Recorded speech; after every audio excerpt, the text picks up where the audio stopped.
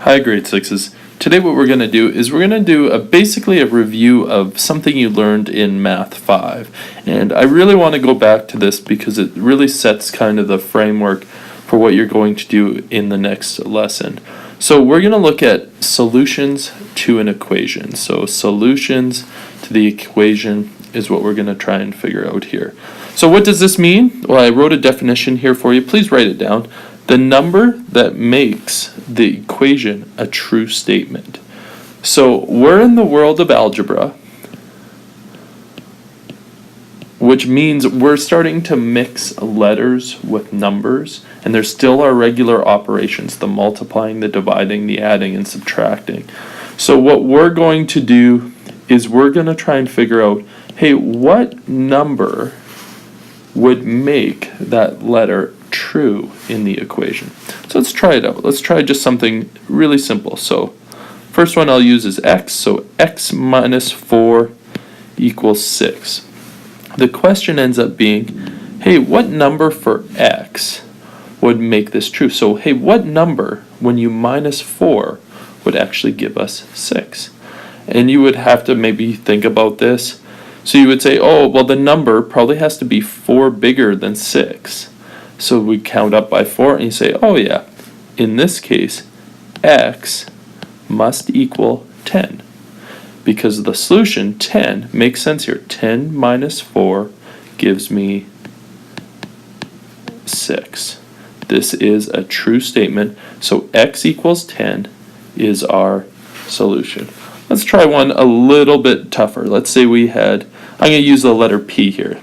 Doesn't matter what letter I use, but let's say 2p equals 10. Now this is the one thing that sometimes students find a little confusing. Hey, what operation is happening when they don't write in an operation? And you can see here, they didn't tell us if this was adding or subtracting or multiplying or dividing. They didn't explicitly state it. So the question is, what operation is it? And if they don't tell us, we automatically know it's multiplication. And there's some good reasons why we don't write in the multiplication sign. It would get confusing whether that multiplication sign is multiplying or an x. So if we leave it out, you can assume that it's multiplying. So this is what we're asking ourselves. 2 times what number gives us 10? So 2 times p, which is some number, gives us 10. And you know your multiplication facts well enough. You know p in this case must be 5 because 2 times 5, I'm not writing in the operation. Okay, so I assume it's multiplication. 2 times 5 is 10. Now let's make it even a little bit more complicated. So I'm going to just kind of move over to this spot here. Let's say I had 2x plus 2 equals 8.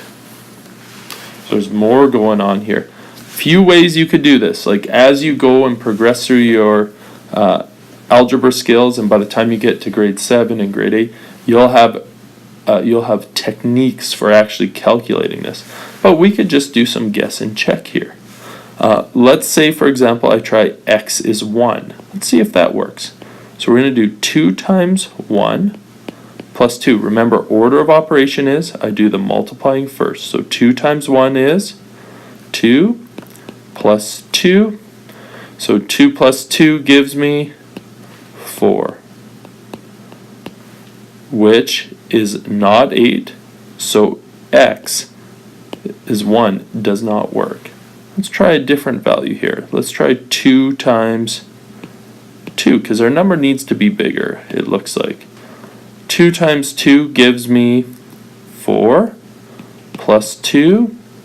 Order of operation says we've got 6. Hey, we're almost there. You could probably guess now. The answer to this is going to be 3. 2 times 3 plus 2. So 2 times 3 is 6. 6 plus 2 is 8. So you can see here the answer is when x is equal to 3, this equation is true. Not when it's equal to 1, not when x is equal to 1, because that only gave us 4, and not when x was equal to 2, that only gave us 6, but when x was equal to 3, that gave us 8. Last thing I wanted you to do is just kind of show you how you could do this with some models, some pictures. Okay, so often, I'm just going to use your textbook uses a bag. I'm just going to use kind of a big block. Okay, that's going to be my x value. Okay, I don't know how many's in there. Okay, here's my other big bag. So in this equation, we have two x's on one side. So what we often think of the equal sign is like a balance. So think of it as a balance here. We want two sides to be level here. So on the right side, I've got 8 blocks.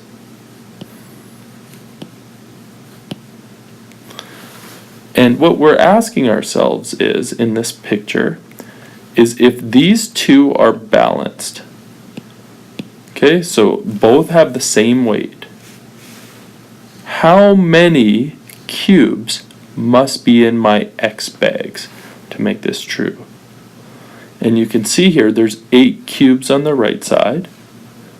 So therefore, we need to think of these as having 8 cubes. So each bag then must have 4 cubes. So this would be the same as one of these bags, and this side would be the same as the other bag. So I know in this case x must equal 4. Let's try one more balancing question. 2x plus 4 equals 8, so I'll just write that down here. Let's try and show the balance again. So on the left side of the equal sign, I've got 2 bags that I'm not quite sure of how much are in them, but they've got an X amount. And then I've got 4 cubes. So that's on one side, and it weighs the same as the other side, which has 8 cubes.